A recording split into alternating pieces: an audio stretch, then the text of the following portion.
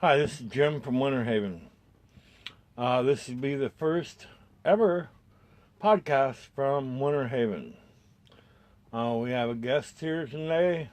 We'll be talking with Rachel Duvall, our first resident to get her own place. She is a trailblazer. First, I want to thank everybody that's watching. If you please share this video.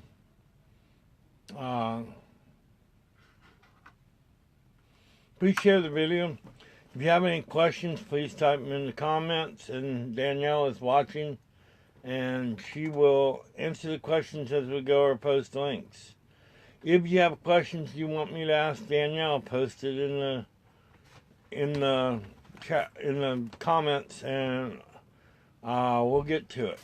So, with further ado, we're going to switch it to Rachel. Hi, Rachel. Hello. So, tell me your name, tell me where you were born and raised, and all that dumb shit, and make sure that you have, we have your permission to do this. You have my permission. My name is Rachel Duvall. Originally from Florida, grew up on Whidbey Island. Navy brat? No, not so much. Okay. So, I'm going to ask you some questions. I want you to be totally honest with us. Alright. You're not talking, just like we're talking out there in the smoking tent when we're smoking a bowl or whatever. Okay. Just be that honest. Don't sugarcoat shit. I want you to just tell it like it is. You're talking not only to me, but you're talking to all the volunteers that have come through Winter Haven, all our supporters, all the haters. You're talking to everybody. So, first question I have for you, Rachel, is, how old are you? 41. See, I got away with asking that of a woman. Bastard. So, my first question is, how did you find out about Winter Haven? Well, I was down at Opportunity Council and trying to get help, and I wasn't getting anywhere, and I met this guy named JR, and he was meeting with his caseworker, and they were going down to the computer lab. So I walked with him. JR and I got to know each other. He had a lot of resources, so he was showing me all the places you could get food, like the food meals they have around the churches and everything. And at the library, he had found out about Winter Haven and told me about it. Met me at the library the day they were doing the interviews and told me to sit down. Hey, we have one viewer out there that says, actually speak a little bit louder. Okay. We know that's not easy for Rachel, unless you piss her off. So, how long had you been homeless before you came to Winter Haven? So it was about 2 years on and off. Okay. So, it started when I broke up with my ex. We were buying a place together, and I was paying cash to his uncle. And big mistake, don't do it. He has it, I don't. Moved in with family. My sister decided that she didn't want to live there anymore, and she bailed on us, leaving my dad, my stepmom, and I homeless. That was about 6 months, and then I had a place in Marysville. Moved up here to help came up here to help my brother out, and it just didn't work. My dad was upset that I wasn't there helping him, so he suggested I leave. So then I moved in with my brother, and that was fine. It's small, and their landlord had a fit about it. So instead of them getting kicked out, I left. Yeah. And they try to help me as much as they can, but, you know. Yeah, you take care of your dog, right? Yes, they're taking care of my baby. And so you got my second question, what made you homeless? That's pretty much, and how long you were homeless. So now I want viewers to hear from a resident's view, not my view. So what was your experience like at Winter Haven? How did you feel when you first moved in? Good. It was weird. don't know if anyone's ever been to the drop-in. And I've never stayed the night at the Mission because I couldn't even stand 10 minutes in the drop-in. But coming here was not stressful, not high anxiety. It was really casual, and every time I tried to ask a question of you, you were like, I don't know, it's your house, can you? So it was comforting. I don't know, you just made it feel like this was home. Make it your home. Right. So, how long did it take you to adjust to being back in control of your life? Still adjusting. But a couple of days before I was like, okay, all right, I got this. I can leave this here. I can do this. But I've been pretty much running since I got here. I felt safe since I got here. So I felt comfortable enough to get up and accomplish what I was here for. So, what was the best part about Winter Haven in your eyes? Oh, gosh. I have a lot, though. There's I don't even know. You need to talk louder. The best thing about Winter Haven is that I'm safe. But beyond that is that I had the community's help, and I had resources that I wasn't able to have on my own. And I was able to reach out and get what I couldn't get on my own. So what was the worst part about Winter Haven? We'll get back to that when I find one. Oh, having to evict someone. Yeah. Or having to listen to someone that does not want to be here. That's the worst. I want to get more into your experience about Winter Haven. When you first got here, and I talked to all the residents, because there were 10 of you, the first 10. Yeah. You kind of trickled in, and by, I think it was 3 days after we opened, everybody was here. I remember you coming when we were setting up, helping us set up. Mm-hmm. You were one of the few residents that actually was here helping build Winter Haven. And I really felt that was important, because this is your home. Yeah, you should have been involved in helping build it and create it. So I'm glad you got some sweat equity into it. But what I wanted to ask about is, what did you think when you saw the rule book and how many rules there were and regulations for being here? Okay, so to be honest, let's go back to the day at the library. It wasn't in a good space that day. JR basically told me, sit down and do this. I'd heard of you. He told me a little bit. I didn't listen. He knew my situation, so he knew I really needed this. I filled out the application. I did the interview. I didn't leave an email or a phone number. That's kind of how off I was that day. JR actually got a hold of me after and said I was accepted, that I was on the list. At that moment, I was like, oh shit, what did I get myself into? Went to my brother's, did my research on HomesNOW, Winter Haven, checked it all out, and from that day, I came down here and I was helping because I agreed. Everything in there, I was like, I could handle this. This was so well organized. It was so put together. It was something I wanted to be a part of. It was something that was out of the box, different from what everybody else was doing, you know, and it kind of pulled that stereotype of homelessness, you know, away from what it truly is. Because it's not everyone out here wants to be out here. Are you fucking kidding me? You want to be out here in 24-degree weather? Please. It's not like that. So this was everything. And the rules, come on, you need rules. When you live like half the people out here live, they don't have rules. They don't follow rules. What rules? What rules do they have to live by? They're on the street. They're in holes. They're in your doorstep. They don't have rules. I like the rules.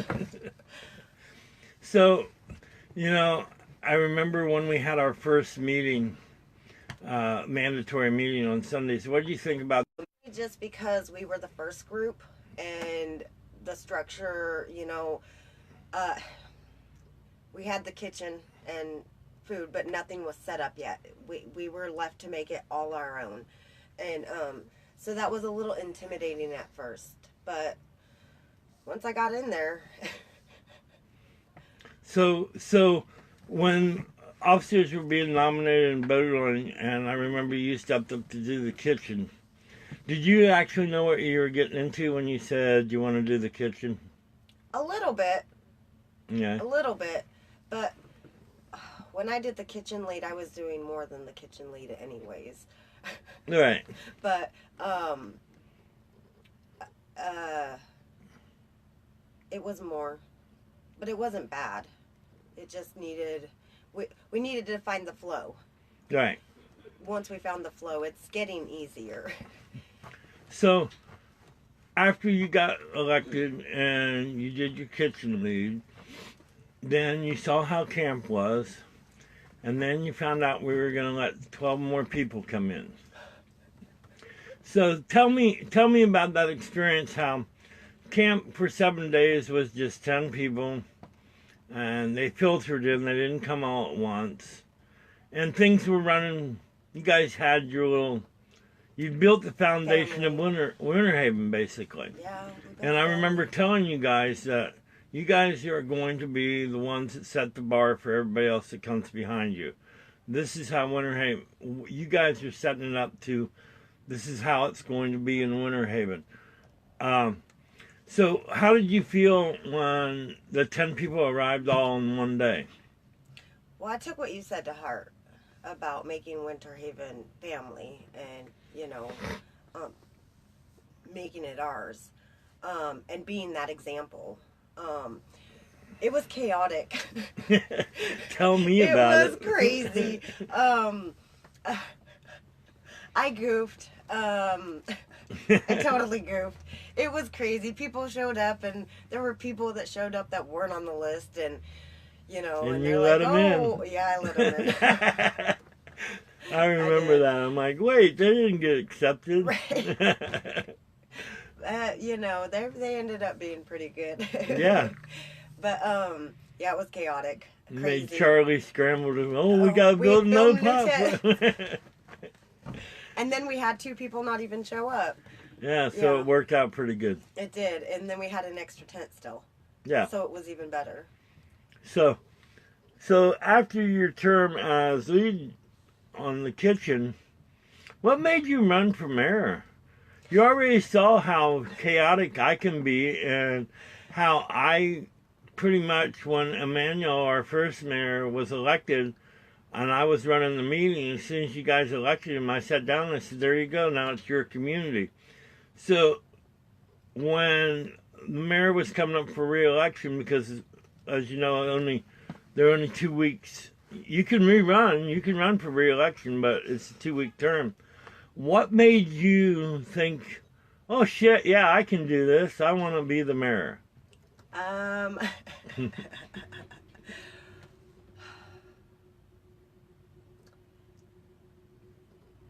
Everybody was coming to me anyways.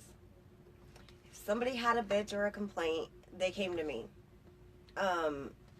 Everybody seemed to think that I was the one that could either solve it or go to the person that could. Kind of the mayor's job. When stuff happened with the shower truck and you were sleeping, I handled that. Our mayor didn't.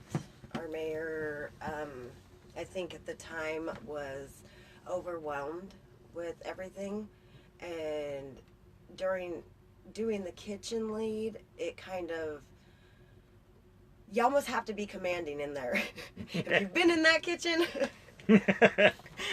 now there's like 23 people in there, and food, and people yelling if you get into their food or near it, so you kind of have to be authoritative in there, especially if you want stuff done, like people to wash their dishes or put their food away when they're done cooking. So So I was kind of doing it anyways. And like I said, I took what you said as leadership and example setting. This place saved my life. In that respect, why not be mayor? Why not structure it and set it up? Why not? Why not? Why not? If not you, then who? If not Another resident. So, in Winter Haven, what do you think we could have done as HomesNOW? When I'm speaking about HomesNOW, not Jim, as HomesNOW as a whole, what would have made it better for your experience?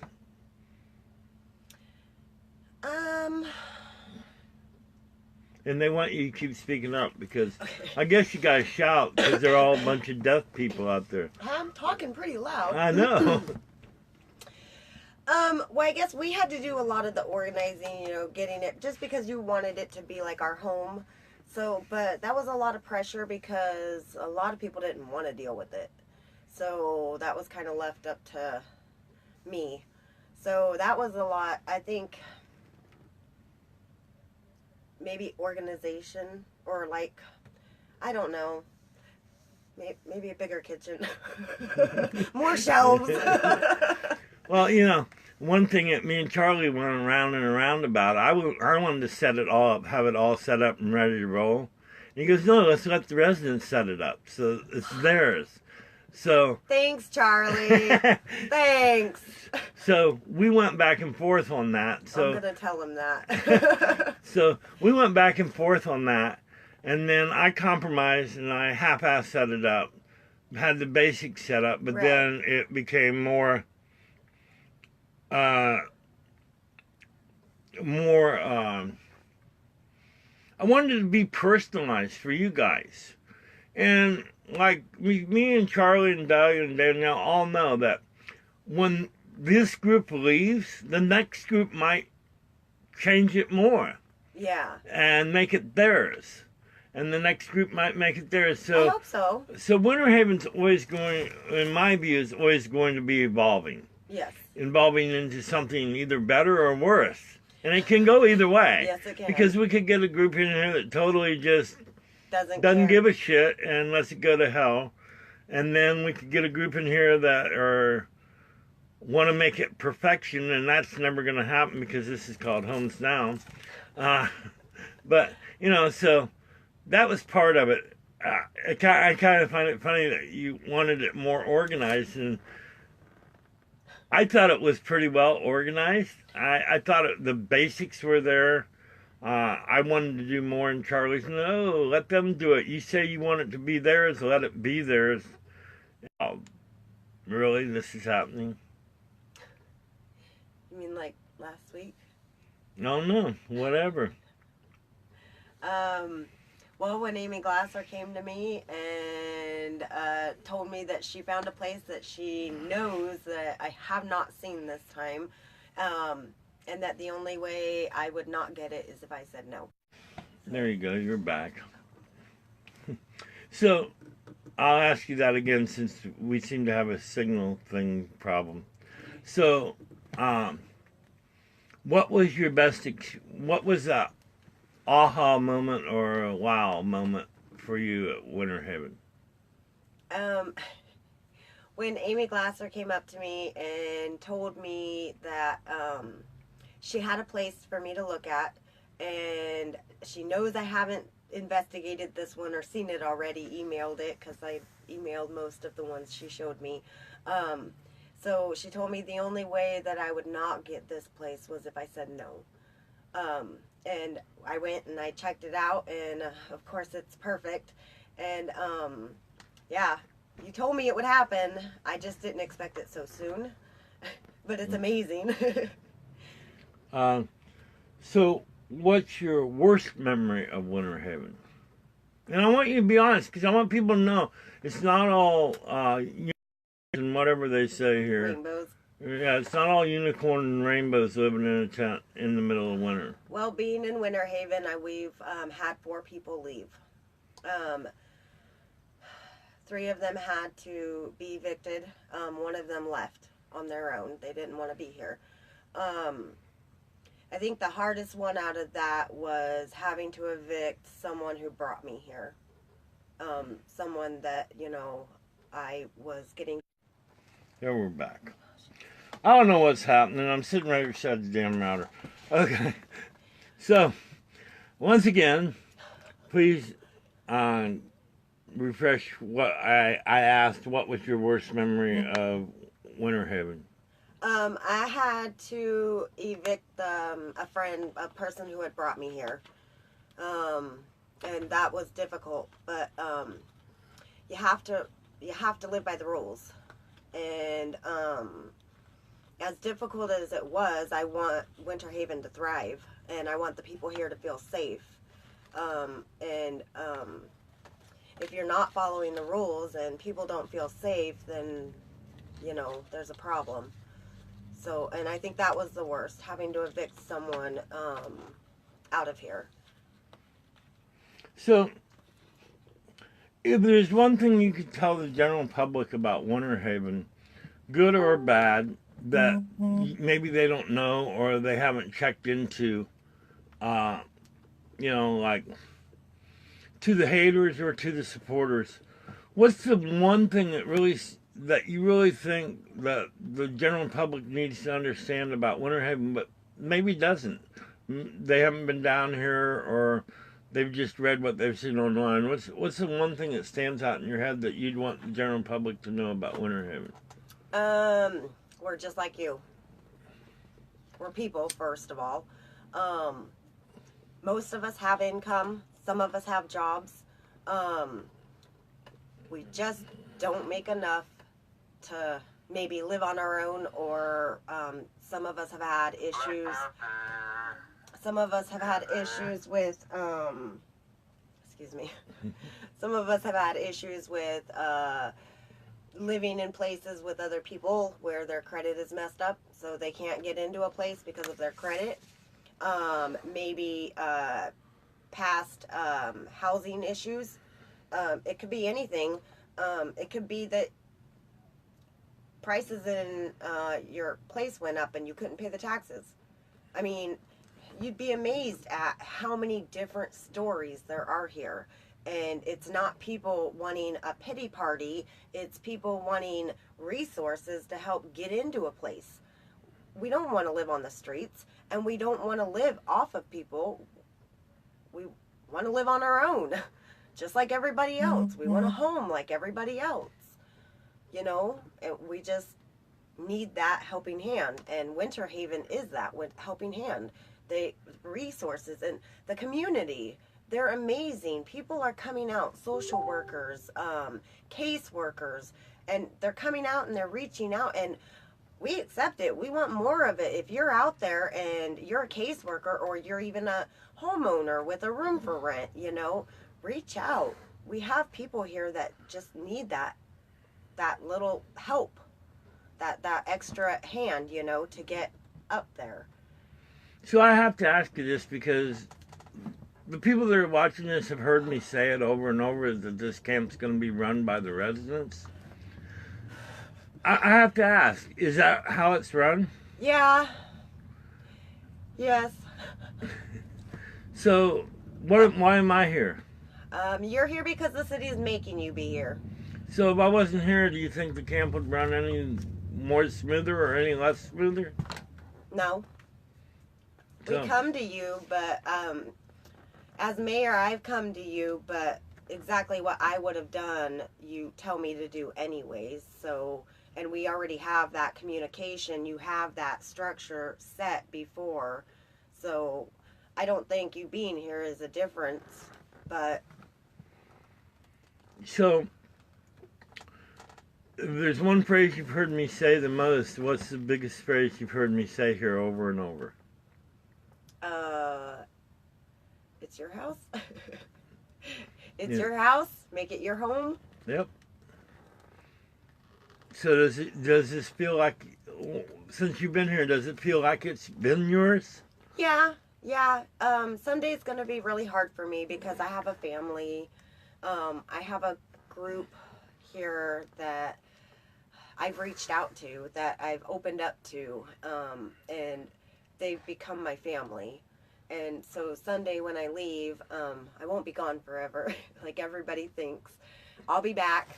I'm coming back. I want to come back. I want to volunteer. I want to visit. I just want to see Winter Haven grow. Yeah.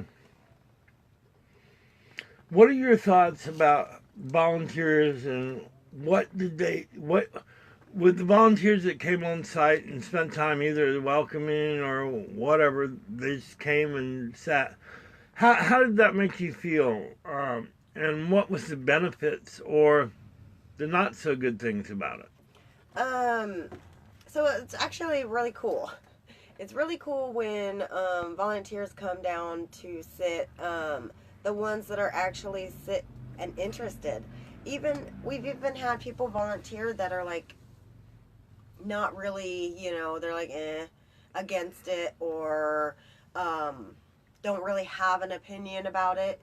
And I think it changes their mind being in here and listening.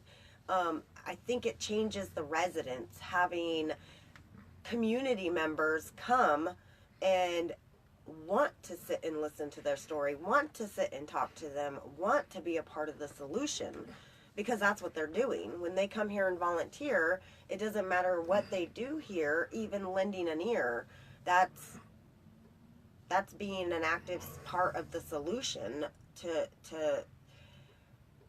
changing that stereotype that all homeless people want to be homeless. It's one of the things I've said for the last year and a half, over and over, and many people that probably watching this have heard me say it, is what meant more to me when I was homeless for 17 years, more than people giving me money or handing me food or giving me clothes, was taking time out of their life to sit down and talk to me. Yeah.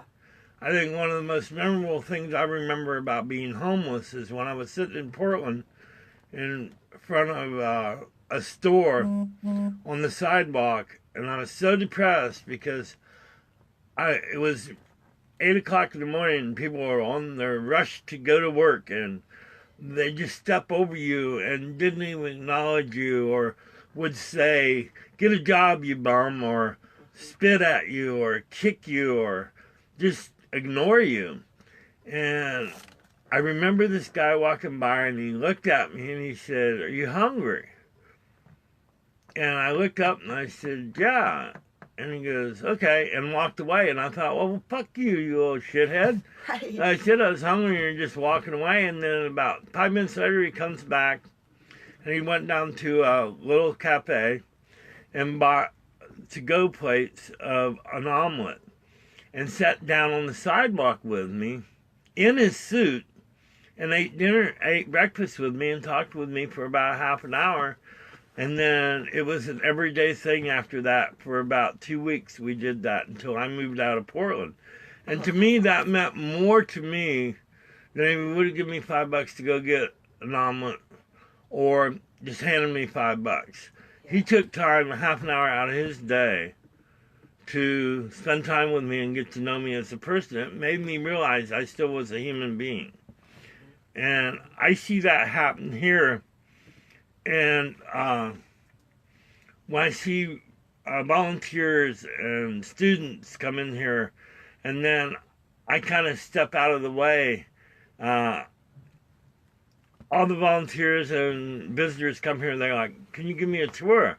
And I never would. It's not my house. It's your guys' house. And I just want to know how you felt, because you became the tour guide there for a long time. I would always lean on you because you seemed to be the calmest one at the time, or just the one willing to do it. And I just want to know how that felt, walking people through your town. It's a gated community, as Charlie calls it. How did that feel to be letting people into your space and getting to know them? Different. It was out of the box for me. The last 2.5 years, I pretty much kind of hid wherever I was. Didn't really get out, didn't want to meet people or correspond with people. This was different. I felt like I had hope and opportunity here, and I wanted to embrace that. And I felt like giving people tours and showing them everything was embracing that, and kind of like, instead of getting nervous about it or getting anxious about it, I would just embrace it, and giving tours kind of helped with that. Hey, Danielle, I know you're watching. Can you post a link in the chat for Amanda for volunteers? Thank you. So,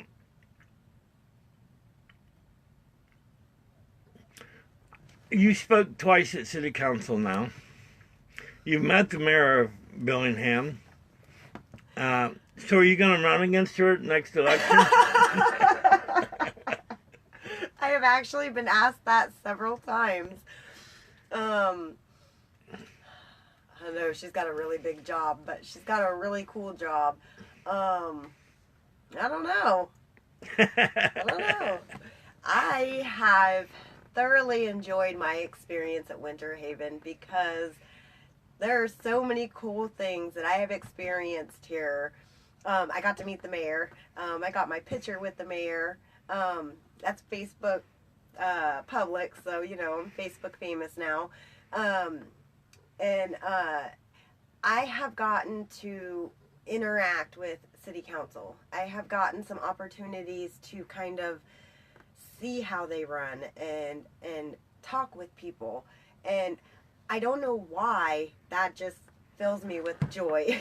It's an empowering feeling. I'm really excited to have that interaction with the city, and to maybe get more involved in the community. I think it's really important, and my heart is really right there right now. So, yeah. So, had you ever spoken in front of a city council before? Oh, no. Were you a little nervous? Really nervous.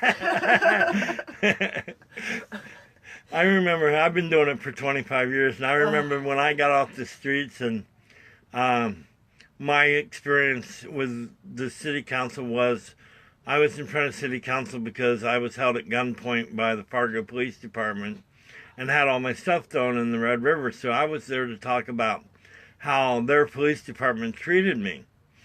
And I'd been homeless for 17 years straight. So I was like, when I was asked to speak, I was like, they don't want to hear from me. I'm just a homeless guy. I'm that bum on the street that you all hate. And I remember the first time I spoke, and, you know, I dropped the F-bomb regularly. And I did really well at saying it only about 10 times. And got told I couldn't cuss in there. And it really felt really weird, but then I had people tell me how articulate I was about the issues and how I talked from the heart. And from watching you the last 2 times, you didn't have to have a script. You just spoke from the heart. The only reason you wrote down your speech last night, I'm sure, is because you were too nervous to remember what you were going to say. But, so how did it feel last night when you got to tell the city council that you got housing, you're the first one to get housing out of Winter Haven? Did you feel a sense of pride in yourself, or just what was that feeling like to be able to say that? You gonna make me cry again? Well, you made everybody at City Council cry last night. Even the haters were crying last night. Yes. So, yeah, I'll make you cry again. It was inspiring, and it was empowering to get a place, first of all. And then to be able to tell City Council that, to be able to tell them, hey, it works, you know. It was emotional. I wanted to scream it from the speakers. I was probably going to get kicked out. But instead I just started crying because I just had so much when I mentioned Winter Haven and you and Danielle and Charlie and Doug, I lost it because without you guys, I wouldn't be where I am. I wouldn't have moved all my stuff today into my new place. I don't think there are words to express that feeling. And I wanted city council to kind of understand what that feeling was like. And I guess it came out the only way it could, emotional, happy, joyous tears. But I just was feeling so deeply thankful to Winter Haven for giving me that opportunity to do what I needed and get what I was needing. And from my point of view, it's not so much what Winter Haven did as we just gave you a place to be safe and work on yourself. Not worry about where you were going to eat or sleep or put your stuff. But see, that's it though. That's it. You don't get it. That is what you did. You allowed us to focus on our main need instead of focusing on survival mode, which is what most homeless people do. They survive on survival mode. So by you giving us a place where we can stop, think, go do what we need to do, that, and then you also not only do that though, you have resources come down here. You're setting up new stuff every day. You have caseworkers, social workers, medical people. I mean, you're doing way more than you say and you're giving yourself credit for. I'm just going to say that right now because you don't give yourself enough credit. You say we're just here. Well, just being here is everything in the world to everyone here. Because we have these people that come in. And if you don't think you don't do anything, I wasn't getting anywhere on my own. And in 3 weeks, I moved into my place today. Well, I moved all my boxes in. Okay, there's been some controversy about that with your brother and yourself, about you staying here because you could have already moved in, but you decided to stay until the mayorship's over, which is this coming Sunday. So you're actually staying in a tent for a week longer than you had to. So what made you make that choice? Is it that you're nervous about going into your place, or you felt like you had a commitment to Winter Haven because you got elected to serve a two-week term, not a 1 week term? So what was your thought process to say, no, I'm going to stick it out until I elect a new mayor? I love that question. I want to answer that. There is a lot of controversy, and I am getting a lot of mixed. There are people that are hating against it. There are people thinking that I'm wasting a space.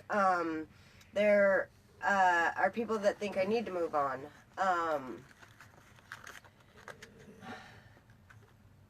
I'm not nervous about moving on. Winter Haven has been a blessing to me, and it's going to be hard to let go. So first, I need to give myself a little time to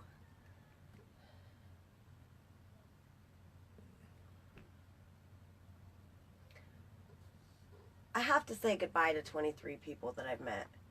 That's going to be hard enough. I've met some awesome people here. So that's going to be a little emotional for me. And I don't want to just walk away. I made a commitment to Winter Haven from here. I made that commitment from my heart. If I walked away from this, I would not be happy with myself. That's not who I am. I'm not just going to walk away because I have an opportunity. I have, something better came up, or I found housing and that was the idea. Yes. But, and I'm doing that, and I've moved my stuff in and I'm slowly getting it all set up. And, but I made a commitment. I made a commitment from my heart, and I did it on my own. Nobody forced me into this. I volunteered for this.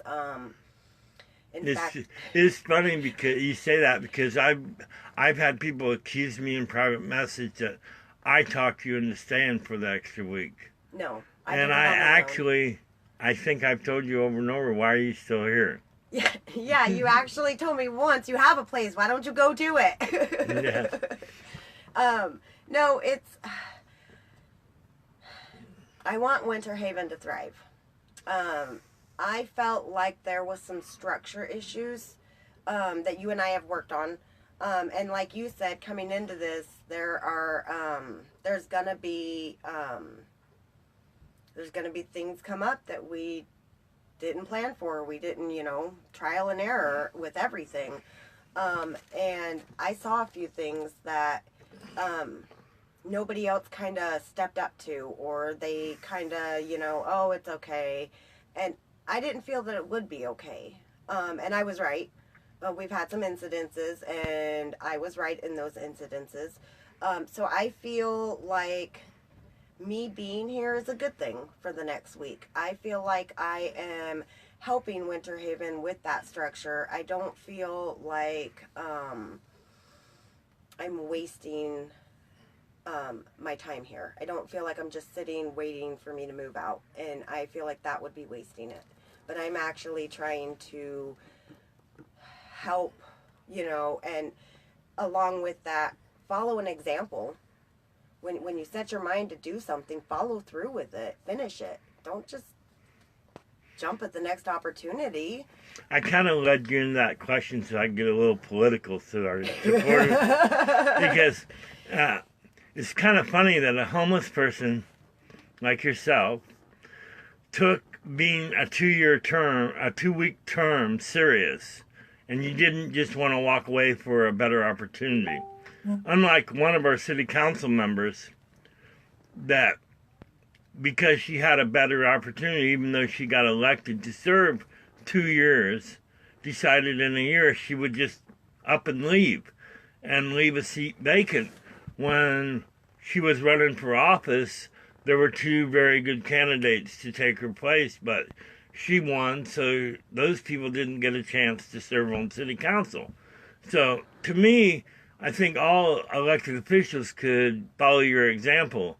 If you get elected for a 2-year term or 2-week term, whatever your term is, then do your best for the whole damn time. Don't quit because something better came up, so screw everybody that voted for me.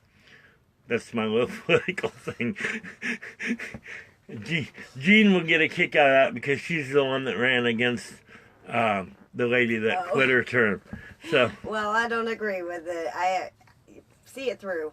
It through. I was raised better than that. Yeah. So it's kind of funny that a homeless person took it more serious than a political politics. Yeah, than a politician. So well, come on, it's a politician. Just had to get that in there. A little rib there. I hope Roxanne's watching this, as a matter of fact. But okay, I'll get back to Winter Haven. Sorry, folks, that was a little off the rail, but it was good.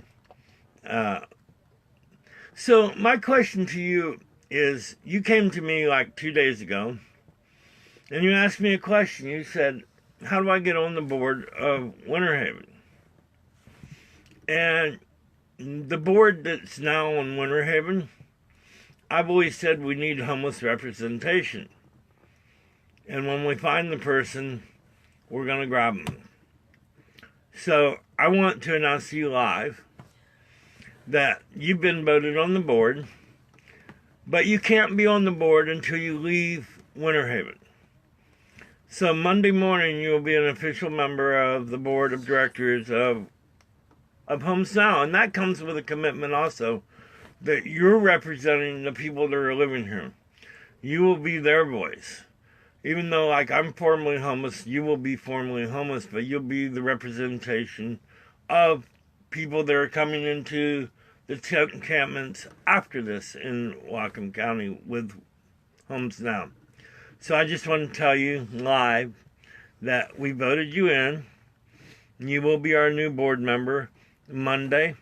As soon as you walk out that gate and are no longer considered a resident, because, and in case people watching are wondering why we can't have residents as board members, will you please ask the planning department why they put that rule in effect in the license agreement?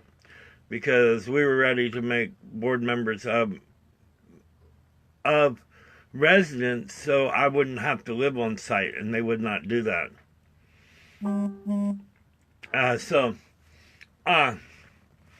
I have one last question for you, and then I'm going to open it up for the listeners, because we do have people watching, by the way, to ask you questions.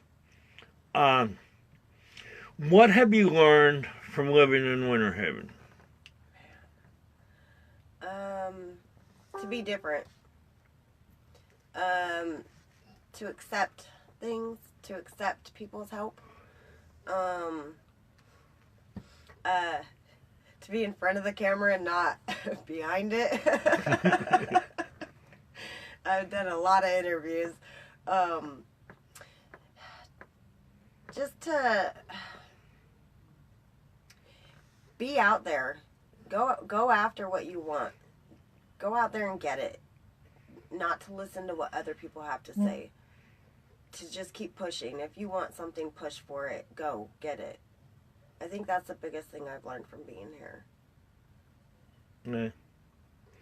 So, if any of you watching would like to ask Rachel or me a question, I asked Rachel before we started this if there's anything that was off limits, and she said no. So, the same way with me, y'all know I'm an open book. So if you have any questions, we're going to sit here. I'm going to talk a little bit. I'm going to talk to Rachel a little bit while you guys watch. If you have anything, type the question in the little chat there. And don't be shy. Give it a try. You might like it. You might learn something. So, one of the things I'd like to say, watching, being the observer that I have been here at Winter Haven, sitting out there in the smoke area, just watching.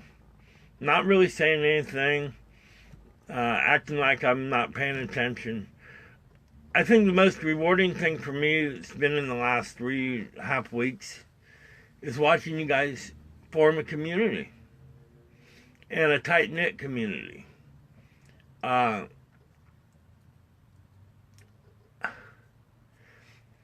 always said from the get-go that this is going to be run by homeless people. The residents were going to run it. I wasn't. And I don't think people realized how serious I was about that. Because I knew the model worked. Because I went to other tent encampments and tiny home villages before we went on this little roller coaster ride that we're on. And the ones that worked the best were the ones run by the residents. They don't need babysit. I thought that would be the line she'd pick, that she remembered me saying the most, is I'm not your babysitter. I'm not here to babysit. You're all adults. Just because you're homeless doesn't mean you're broke. So to watch you guys hash things out, I remember the eviction that you were talking about. And matter of fact, all the evictions, I've let the residents handle it. Yeah. I've been there to back them up. But I've let them handle it. I'm not the bad guy that says you gotta go. Because one of the things I always worried about living here is when I walk through the gate or walk out into the community, that I would be considered the bad guy. Oh, here comes Jim. We gotta be on our best behavior. And I didn't want you that. I want you all to feel comfortable with me. So that was one of my fond memories so far. We have a question for you from Amanda Simmons. What are you most excited about having your new place, and what are you most nervous about? Example, ice cream in the freezer or having lock on your door to protect your things and your stuff. So, what are you most excited about having your new place, and what are you most nervous about? I'm most excited about having my doggie with me. Well, you know you could have had your dog here. I know.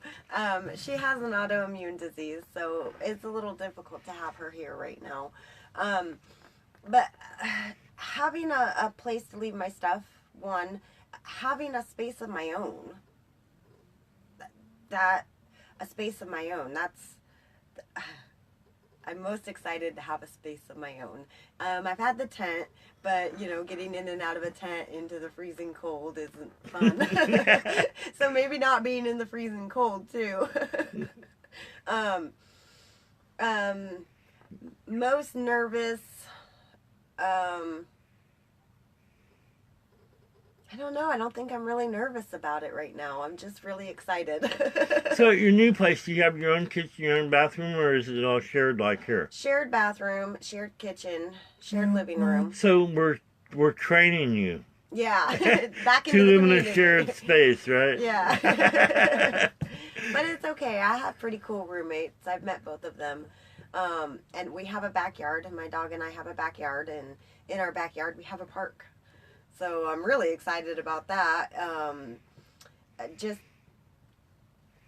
to be able to have a place where I can call home. I'm really excited about that. To be able to say I have a place. Yeah, I have a place. So, any more questions out there for Rachel or me? So, one of the things when I look at this, you've seen how, you saw how we had the camp laid out on paper. You see how the camp is now, which is nothing like what it was on paper. And we've added a lot of stuff. We have like a powder room. The women requested a powder room, and within 3 to 5 days, we had a powder room. Oh my God. So, as far as the layout, as far as the kitchen dining room goes, what would you change in there? Would you make the kitchen bigger or the dining room bigger? Because we have a choice when we move. We're going to make one or the other bigger. Which one would you consider to be more important to be bigger? The dining room. There's just not enough space for everybody to sit. And if everybody comes in the morning, not everybody can sit down, charge their phones, have breakfast, coffee, while they, you know, watch their electronics or whatever it is. I just don't think there's enough. If we had 2 double tents maybe, you know, side by side for the dining area, I think that would be a lot better. Yeah. Now about staying warm. I know the temps are cold. I live in this RV, which I feel is not right. So all the supporters and everything know the next site I'll be moving into a tent. I just would feel more at level with the residents. What did you do to stay warm in your tent, and how'd that work out? Well, somebody told us, I'm not sure who, but somebody told us. Well, I can tell you who. Marcus D. Marcus D told us that if you put Mylar... oh, no. Oh. That was a homeless person. Okay, I thought you were talking about water bottles. We'll get to that. Yeah, we'll get to that one. So we did the Mylar blankets in between the cover and the outside of the tents. And we have them in between each panel. And that keeps the wind and everything out.